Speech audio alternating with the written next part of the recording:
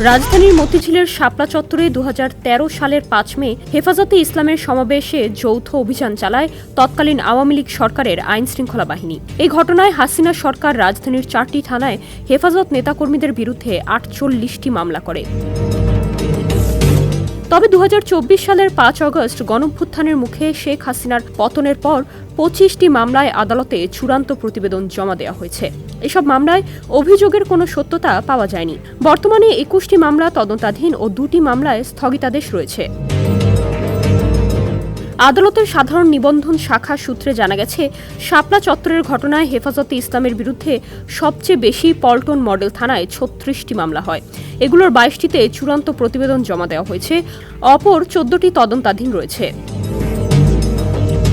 মতিঝিল থানায় করা 6টি মামলার মধ্যে 2টিতে চূড়ান্ত প্রতিবেদন জমা দেওয়া হয়েছে, অপর 2টি তদন্তাধীন ও 2টি মামলায় উচ্চ আদালতের স্থগিতাদেশ রয়েছে।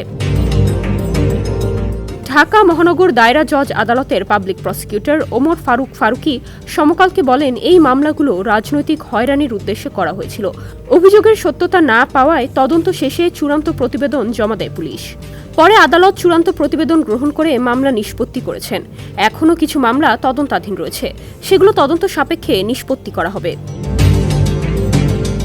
শাপলা চত্বরে হেফাজতে ইসলামের সমাবেশে গণহত্যার অভিযোগে সাবেক প্রধানমন্ত্রী শেখ হাসিনা সহ 34 জনের বিরুদ্ধে মামলা হয় গত 18 আগস্ট।